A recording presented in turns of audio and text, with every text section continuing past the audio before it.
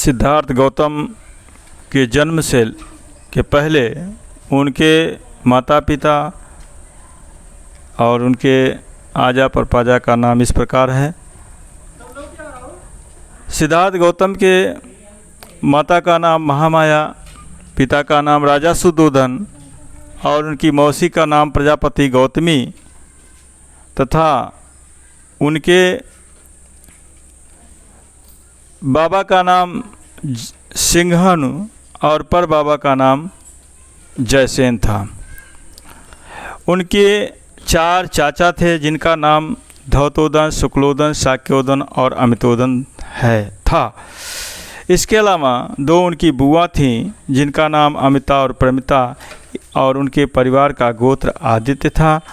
इस तरह से सुदोधन का विवाह महामाया से हुआ और उसके बाद काफ़ी दिनों तक कोई संतान उत्पत्ति न होने के कारण उनके बड़ी बहन जिनका नाम प्रजापति गौतमी, उनका भी विवाह राजा सुदोधन के साथ हुआ था।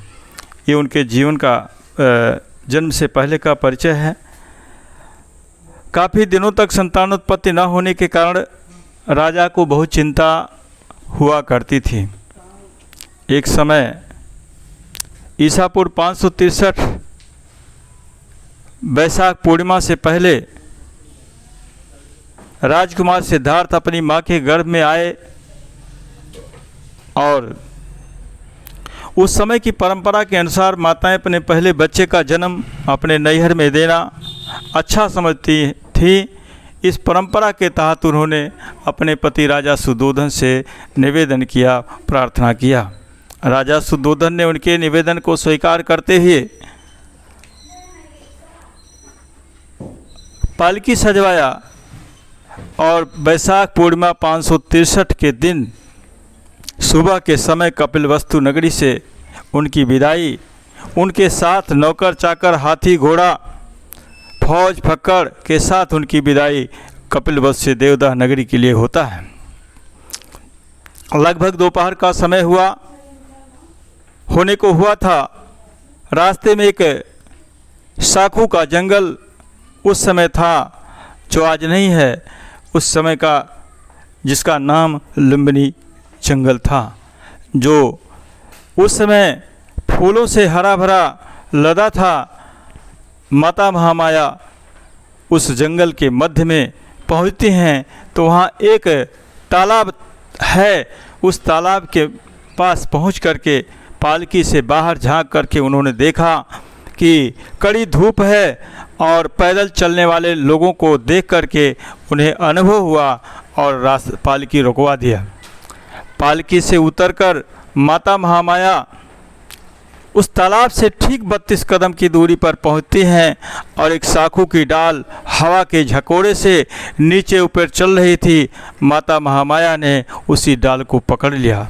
हवा का झकोरा आया, डाल ऊपर उठ गई और माता महामाया का संबंध जमीन से छूट गया। कुछ क्षण के बाद वो डाल नीचे आती है। माता महामाया का पैर जमीन पर पड़ा और प्रसव वेदना प्रारंभ हुई। अपने साथ गई हुई महिलाओं को उन्होंने अपने पास बुलाया और वहीं पर उन्होंने एक सुंदर बालक को जन्म दिया, जैसा कि साहित्य में लिखा हुआ है। पैदा होते ही 7 कदम चले, हर कदम पर कमल का फूल खिलता है और प्रकृति के द्वारा हवा के झकोड़े से जो साखू फूलों से हरा भरा था उससे फूलों की वर्षा होने लगती है। उनके साथ गई हुई महिलाएं, पुरुष सबने उन फूलों को उठा करके सिद्धार्थ गौतम और महामाया के ऊपर फूलों की वर्षा किया। सिद्धार्थ गौतम के जन्म के बाद माता महामाया अपने सभी साथियों के साथ कपिलवस्तु नगरी वापस आती हैं और राजनगर में राज का कुल जगने के कारण सभी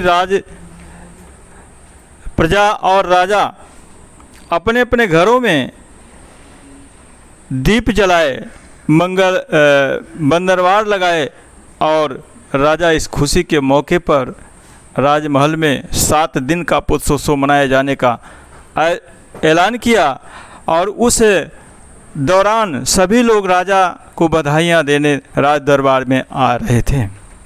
उस राज दरबार में जैसा कि आज भी हमारे घरों में जब बच्चे का जन्म होता है तो मंगल गीत गाए जाते हैं। सिद्धार्थ गौतम के जन्म के समय का जो मंगल गीत है मैं उसे आप लोगों के बीच में प्रस्तुत कर रहा हूँ।